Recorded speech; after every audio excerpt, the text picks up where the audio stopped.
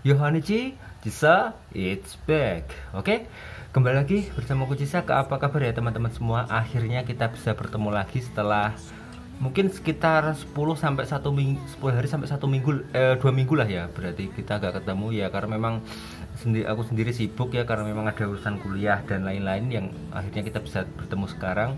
Tapi kali ini kita akan membahas isu yang sedang panas ya pada minggu-minggu terakhir ini, yaitu dimana katanya tahun 2021 nanti Jepang akan meningkatkan, maksudnya memperketat undang-undang tentang hak cipta gitu. Nah, mungkin teman-teman sebagian yang masih bingung ya, apakah yang dimaksudkan, maksudnya mungkin teman-teman menduga kok bingung nanti kok apakah nanti situs anime nanti akan berakhir atau bagaimana. Nah, kita akan membahasnya di versi pendapatku sendiri ya, yang semua yang sudah aku pahami nanti akan aku sharing kepada kalian gitu. Nah, kalau misalnya nanti ada mungkin omonganku yang salah atau mungkin bisa teman-teman bisa mengoreksi ataupun bisa berpendapat di kolom komentar di bawah. Oke, kita langsung mulai saja. Biasa kita sedikit perkecil dulu agar bisa memperlihatkan materinya. Oke ya, berarti kita sudah di sini. Nah, aku awalnya sudah searching ya di Google, aku menulisnya anime 2021 ditutup gitu.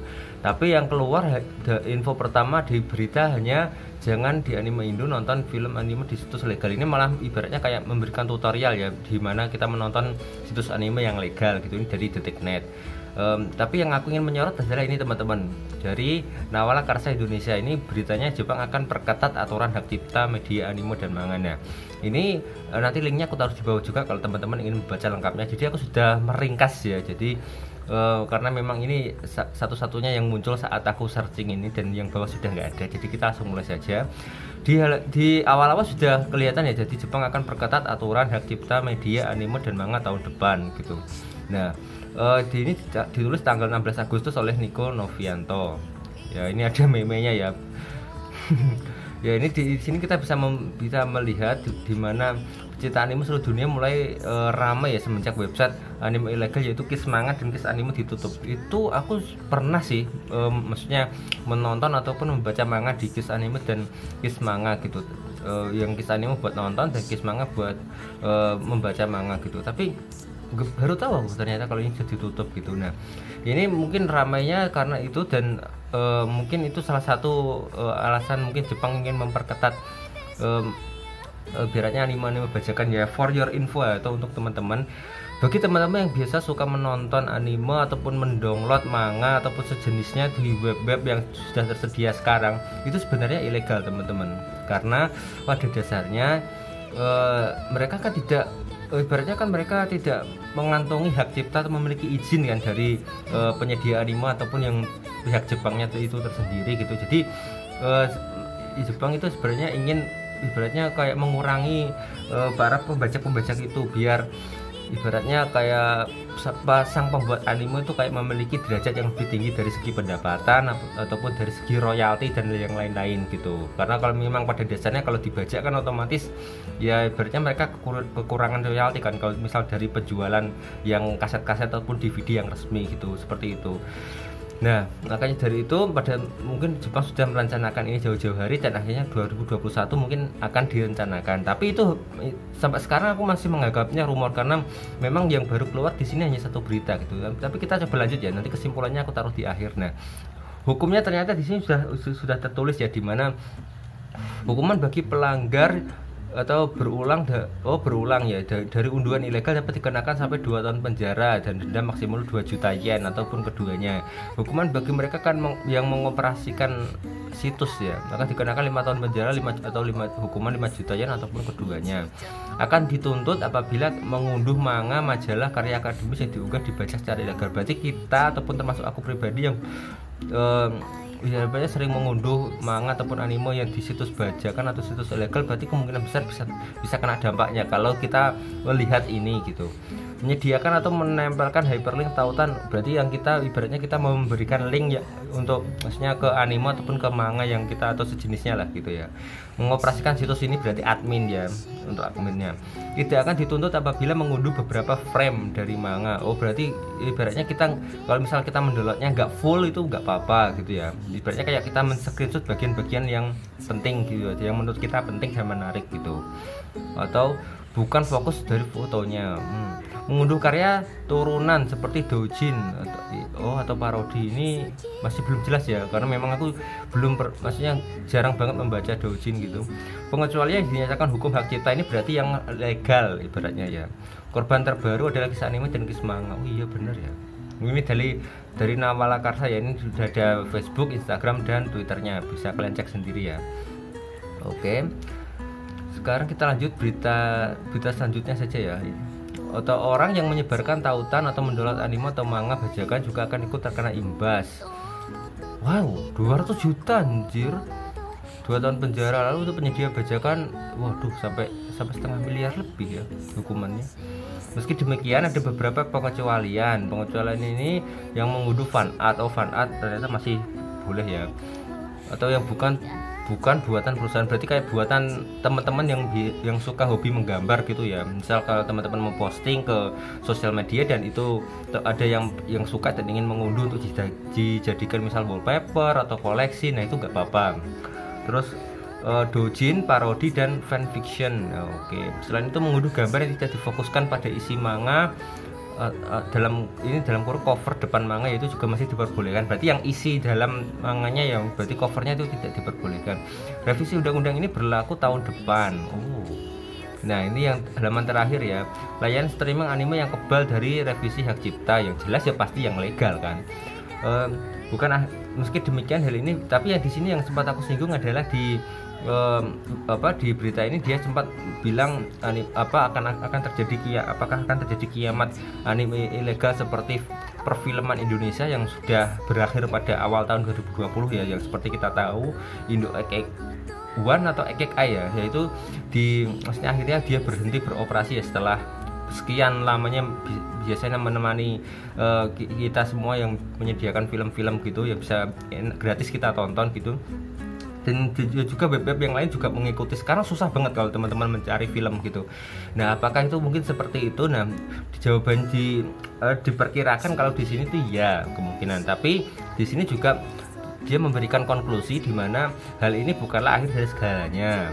Terus Newa Readers ini maksudnya mungkin ibaratnya sobat dari pembaca ini. Kalau kita kan sobat anime kan, atau anime tomodachi. Nah, masih bisa menikmati anime dari layanan streaming seperti Crunchyroll lengkap dengan subtitlenya. Selain itu, pihak studio animasi Jepang juga telah mengunggah seri animenya di YouTube untuk bisa dinikmati oleh para penggemar.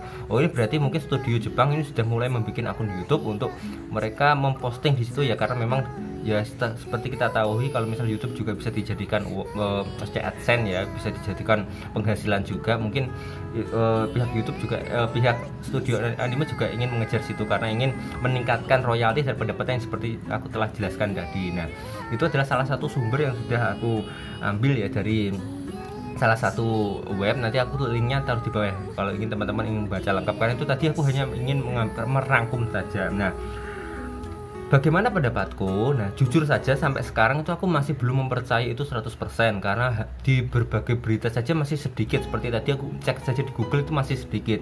Yang ramai memang ada di grup anime dan grup Facebook ataupun grup maksudnya postingan Instagram dan lain-lain. Tapi kalau misal apakah mungkin teman-teman juga bertanya ya, apakah misal andai 2021 nanti aturan itu ditetapkan baik untuk baik untuk sebagian pihak ya, sebenarnya jawabannya iya, karena memang dari misal kita melihat dari sisi positifnya ya, itu mungkin pembuat animenya itu bisa ibaratnya kayak memiliki yaitu tadi kayak royalti dan harga diri yang lebih tinggi, karena memang hak ciptanya itu maksudnya bagi dirinya itu makin kuat gitu loh, karena tidak bisa dibaca sembarangan oleh orang lagi gitu loh. Nah, dampak negatifnya ya otomatis teman-teman yang biasanya mendownload anime atau manga ilegal, jujur saja aku juga masih melakukannya sampai sekarang, otomatis mungkin akan terkena dampaknya gitu. Jadi kalian mungkin akan kesusahan kalau misal benar-benar itu diterapkan di Indonesia. Nah, seperti yang pernah aku singgung kalau misal aku kadang ditanya di grup WA ataupun di yang lain gitu, misal maksudnya bagaimana cara, apakah 2021 itu memang fix langsung di take down? Mungkin jawabanku masih belum, perkiraanku, karena ini pendapatku pribadi ya. Karena gini, aturan itu kan masih dibuat oleh pemerintah Jepang kan, dan sedangkan kita sudah tahu lah ya, misal pembaca anime di berlahan dunia ini tuh banyak banget, nggak cuma di Indonesia gitu loh, di negara lain tuh banyak sekali, termasuk Jepang sendiri aja tuh masih banyak gitu loh yang ibaratnya membaca anime dan ibaratnya mereka men-share ke negara-negara lain gitu.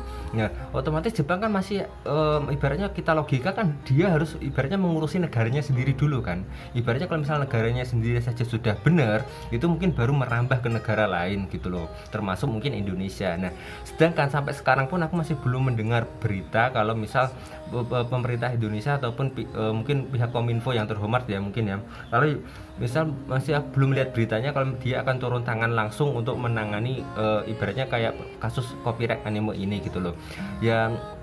Sebenarnya itu mungkin wajar kalau misal yang dulu itu saat Indo Ekek One atau Indo Ekek Ai lah ya, itu kan memang Kominfo kan sudah jelas itu kan memberikan pernyataannya kalau misal situs-situs perfilman Indonesia yang ilegal akan di take down gitu. Nah kalau anime sampai sekarang aku masih belum. Nah ataukah mungkin lebih baik, mungkin aku menyarankan kita lebih baik melihat perkembangannya saja gitu loh. Nah mungkin kalau misal teman-teman yang pengen cari aman, yang mungkin sebaiknya sekarang kalau misal teman-teman punya harddisk ataupun penyimpanan yang besar, teman-teman silahkan saja mendownload anime yang teman-teman suka dan simpan saja untuk koleksi. Jadi kalau misal memang suatu saat memang benar-benar terjadi, teman-teman masih bisa menikmati anime yang teman-teman suka gitu. Jadi tapi ya syaratnya jangan share-share yang lain kan, itu untuk koleksi pribadi gitu.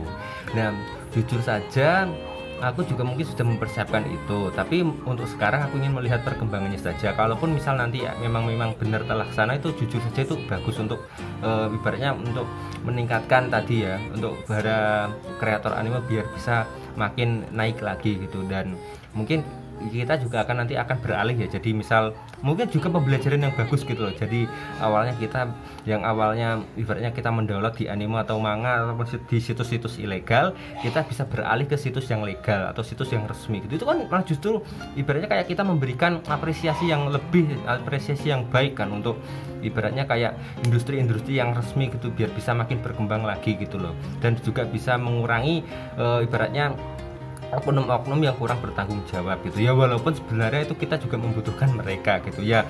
Itu sekarang aku kembalikan ke teman-teman pribadi untuk menanggapinya gitu. Kalau pendapatku pribadi begitu ya. Jadi mungkin nggak langsung kayak Indo Ekek One ataupun perfilman, nggak mungkin langsung di take down, nggak, tapi mesti butuh waktu yang cukup lama gitu ya.